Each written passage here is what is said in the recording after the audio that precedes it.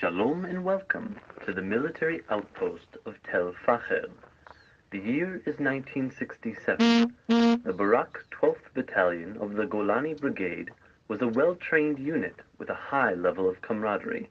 The soldiers knew each other well, and respect was high throughout the unit between soldiers, junior officers, and the battalion commander. Thanks to the special atmosphere in the battalion, when the battle plan was thrown into disarray, everything depended on the commitment of the soldiers to each other and to the commanders. Only due to the unyielding spirit and brotherhood among the soldiers of the Barak Battalion did this battle, which began as a valley of death, end in a great victory. The soldiers were young, averaging 19 years old. They had been drafted into the army in 1966. Hardly a year had passed by the time the war broke out.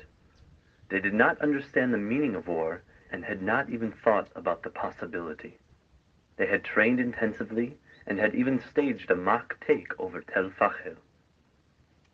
On Friday at noontime, when the entire battalion was positioned in a row on top of tanks and armored vehicles, they started crossing the border.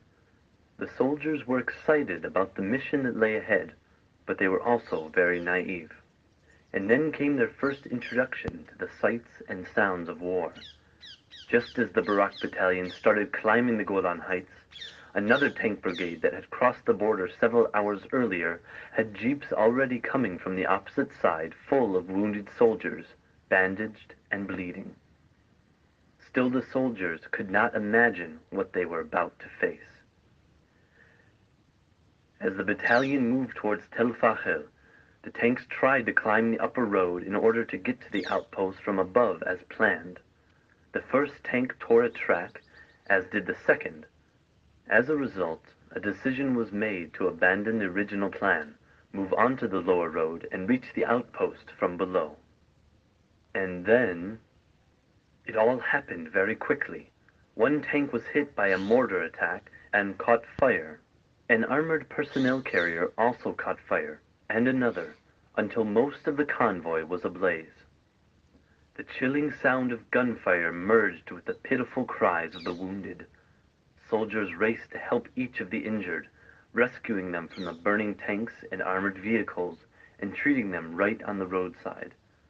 Within minutes, it seemed that no soldier was left to fight back. Many lay dead, many were wounded, and the rest were evacuating the dead or taking care of the wounded. During these horrible moments, the soldiers' bravery was witnessed everywhere. Zuckelman remained on an APC operating the machine gun until the last moment. Others begged him to get down and find shelter, but he, refusing to listen, kept on shooting, providing cover for the evacuation of the wounded until he was shot and killed. Dreamer, who was operating a machine gun on another APC, refused to leave the vehicle until all the wounded were evacuated. Within several minutes, the whole vehicle was on fire, and he burned to death. Then there was Hubelmann, who ran into a burning APC to evacuate the wounded and was badly burned, and Mizrahi and Jamil, who ran under fire into the APCs to take out remaining ammunition so they could continue the battle. Battalion Commander Klein gathered together several soldiers, and they climbed to the outpost head-on, while Vardy, commander of Platoon A, gathered another group of soldiers and climbed the outpost from its northern side. They climbed through the barbed wire fences surrounding the bunkers and directly into the line of fire. The Syrians were determined to stop them, very determined. At the same time, junior officers Shmil, Shvaltzi, Ezra, and Solovich, together with other officers and soldiers who were not wounded, proposed an attack on the outpost from the rear by outflanking it from the north. They organized a group of soldiers, jumped into the remaining APCs, and drove up and around, reaching the outpost from the back, and began fighting in the trenches. They were fearless, each and every one of them. Brandeis volunteered to enter the trenches, although he had rear duty.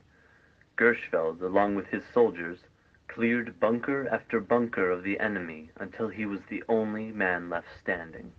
Then he stopped and began to evacuate all his wounded comrades to a safe location. Morad was wounded in both hands and continued issuing orders, even evacuating a soldier that was wounded worse than he.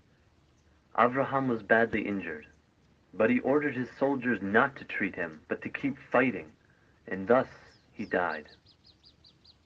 Yitzchakian was killed coming out of a shelter into the open field under heavy enemy fire in order to evacuate the wounded, and Shirazi was awarded the Medal of Courage for lying across a barbed wire fence, allowing others to step on him and reach the outpost. Within several hours from the onset of the battle, 32 of their comrades were killed, but Tel Faher was in their hands.